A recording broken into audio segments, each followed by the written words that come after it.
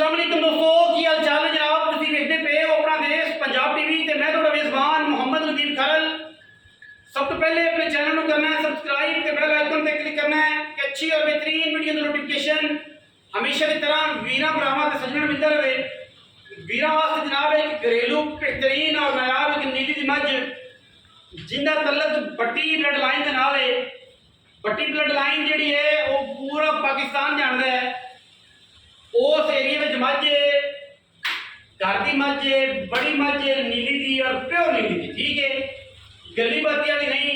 इंशाल्लाह मझ का स्ट्रक्चर ते मझ की दास नस्ल जिहड़ी है वो हज़ारां मई दे विचों कदे या मई नीली बाहर जांदियां ने। मैं शाह काली इको रंग दी सिर्फ और सिर्फ पुछल का सिट्टा मैं दे कोल चिट्टा है, बाकी मैं दा जनाब पुट्ठा ते बरीकियां रेशम वर्गी जनाब मझ है। दूजन और वीरां दे जनाब सामने बड़ा कमाल का जानवर है। मैं दिहाड़े कटदी है 8 10 12, बाकी लड़ने देने मुकद्दर है। बिल्कुल जनाब भट्टी ब्लड लाइन और माशाल्लाह घर का जनाब जानवर है। कला कला थान है, ठीक है, रुक रुक का लग्या हुआ खूबसूरत और माशाल्लाह डेढ़ी वाला थान है। कैमरे की निगाह में इंशाल्लाह जो दिस रहा है वही अल्लाह के फजल नाल है और इंशाल्लाह मौके पर भी आओगे तो यही कुछ मिलेगा।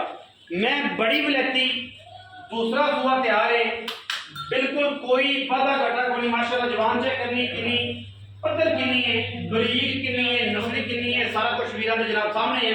बाकी माई दी जनाब खूबसूरती इतनी है कि इको रंग की काली अख जिहड़ी है बिल्कुल काली ते मन की माशाल्लाह ऊपर रखी हुई, ठीक है।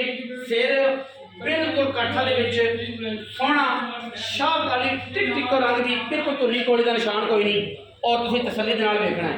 जिहड़े वीर एहदा इतराज़ करन ते ये चलदी नहीं हैगी और बिल्कुल ऐसे निशान ही है लेकिन चलदा चुलदा नहीं। कोई सूई जानी है मझ बड़े नावां वाली है ते बड़े मुल्लां वाली, ठीक है जी। मझ दे विच ऐब कोई नहीं, करे बयाना करे मझ सूई ले जाना चाहे साथ बिस्मिल्लाह, क्योंकि असी मयार और मकदार में कदे भी कंप्रोमाइज नहीं किया। उसे मैं लटोर परले पासे, ठीक है जी। दूजन मैं पैड़ा कर देने घरेलू है और माशाल्लाह चंगे मेले ला ली है, वेखी पाई मझ है और इंशाल्लाह बाहर भी है। बाहर को लगे भी दसी कि बाहर फटी फटियां की बाहर जनाब मझ है और फटियां का बड़ा नाम है पाकिस्तान के जिन्होंने को अजे भी नीली दियाँ टाप दी मई, नीली दियाँ टाप दी मई, ठीक है। कोई ये ऐब नहीं, किसी किस्म का वादा घाटा नहीं। थोड़ी लम्बी टोड़ना बाद में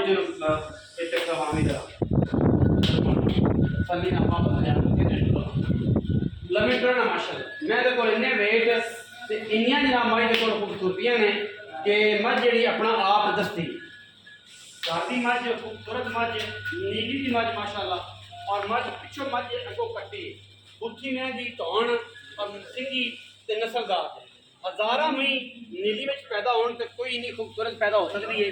बाकी लैने देने हमेशा की तरह मुकद्दर है। मैं बेऐब जानवर है माशाल्लाह, कोई वीर बयाना करे अगे भी दसे मझ सूई ली जाए सानू किसी किस्म का कोई इतराज़ नहीं। बड़े लोड़ ने मझ उत्ते बड़ी नस्ल है, बड़ी जात की अमल और बड़े खानदाना की अमल के जनाब मझ ब्रीड जी दसी है कि पट्टी ब्रीड और जनाब पट्टी जी ब्रीड है और नीली बार में बड़ी मशहूर ब्रीड है। बाकी मैं तो जनाब तोरा फेरा नस्ल जात का खानदान चलना देखना है।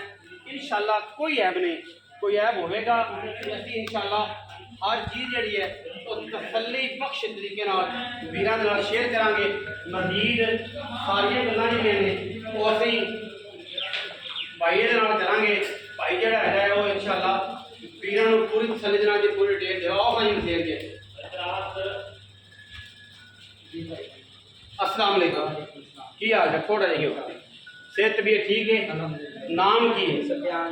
सफियान भाई सफियान मझ कितना सूआ होंगी? दूसरा सुबह जी मैं ले ली 10 से 12 10 12 थां दी अच्छा पैरां दी बिल्कुल गारंटी होगी। किन्नी गारंटी है? किन्नी की गारंटी है? 12 दिन गारंटी है माई दी जी। 10 12 दिन जो सून चु लैंदी है गारंटी इस लैवल की है। कोई बंदा बयाना कर ले तो सूई लै जाए थाना च फाल्ट होवे तो मझ साडी फाल्ट होवे तो मझ तुहाडी जे ना होई ते मझ मालका दी बाकी पैसे दे के लै जान। बाकी साह बड़ियां गल्लां ने इन्हां दा एतबार ना तुहानूं पता है ना मैनूं पता ना उन्होंने पता, ठीक है।